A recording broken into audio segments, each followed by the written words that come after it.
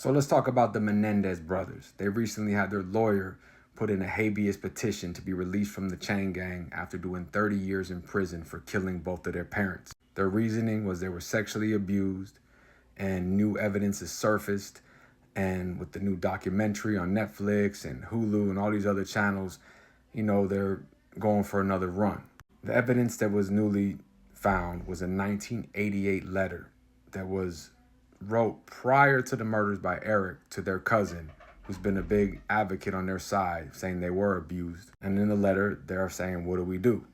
Now, the prosecutors are twisting it as, look, man, that sounds even more premeditated, because what they do in this case is they break it down to how much manipulation and lying and cheating and just thievery they've been doing their whole lives. But in reality, look at the parents. You see, if your kids are hurting or they're telling you something, you go to war for them every single time.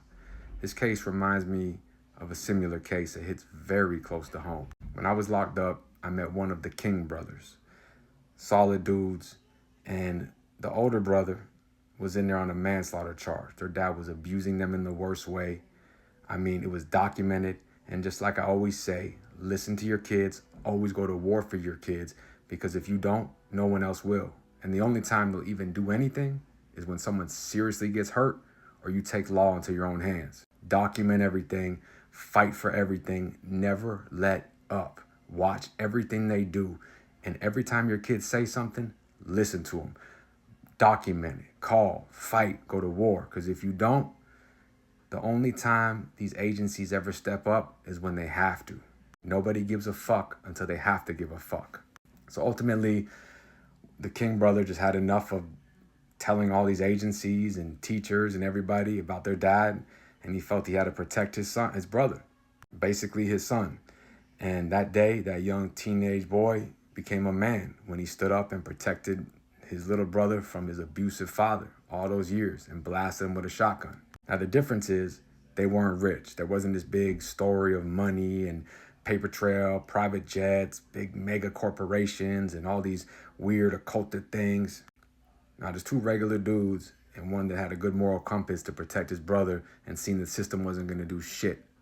So they said, oh, man, we fucked up. We'll only give you 8 to 12 years, basically. Fucking dirty ass motherfuckers. Respect to the King brothers, though, for real. But with the Menendez brothers, it's fucked up, because after you look at all the facts and then you say, oh, well, they're manipulators, they're this. Well, where did they learn it from? Their father, their mother. 100%, we all look and we all can see, even though the families were split apart and people refused to believe that this person would do this or this person would do that, I've seen it too many times. The predators aren't the ones you think they are. They're always the wolf in sheep clothing. They're always the ones in the house, the ones with the little history of stalking. They're always hurting the women and children, the fucking sick little fucks that hide. And everyone says, there's no way he would do it. Not the neighbor, not the coach, not the teacher, not the multimillionaire. Why would he do it? But as we see each and every day, it gets weirder and weirder out here.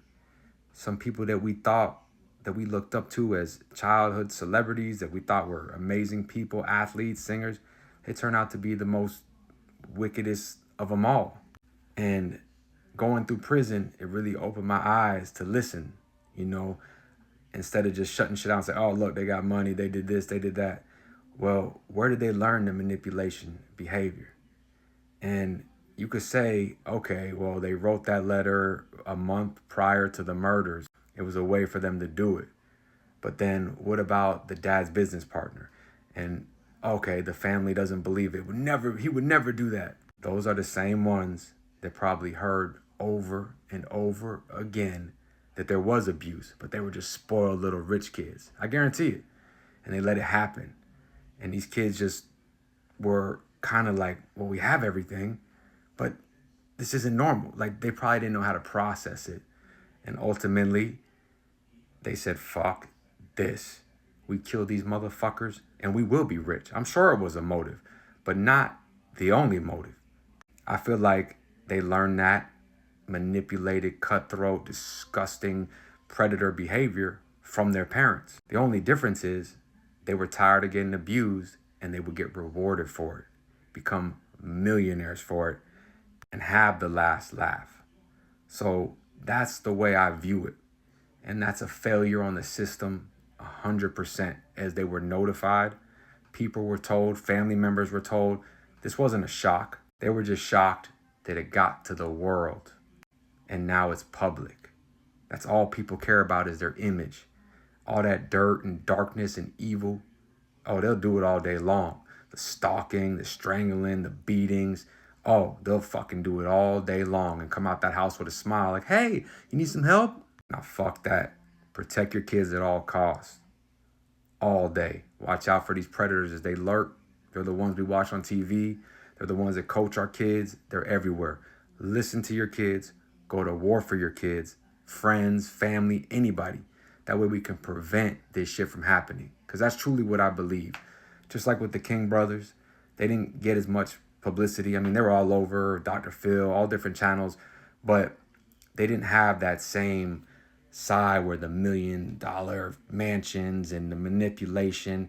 Their story was a tragedy of a failure of a system and a teenage kid that became a man that day when he picked up that shotgun and said, enough is enough, motherfucker. And it was a way to really see how a system can fail two kids and make them have to become adults and murder their own father because they feel like there's no way out. So seeing that, I could see how the Menendez brothers looked at it as young kids like, oh, well, shit, what are they, 19, 20? It was 1988 when the crime happened, 1996 when they were convicted, and it's 30 years later almost. And they probably said, fuck this, man. They're letting this shit happen. We're telling everybody no one gives a fuck. They only care about an image. Let's kill these motherfuckers and take over the company. As ruthless as that sounds, think about if you were getting the worst way possible. And then they go to the regular world with a smile on their face, get praised for how great they are. It's getting weird out here, so nothing surprises me anymore. What do you guys think? It's fucking wild. Stay out, stay free. Us.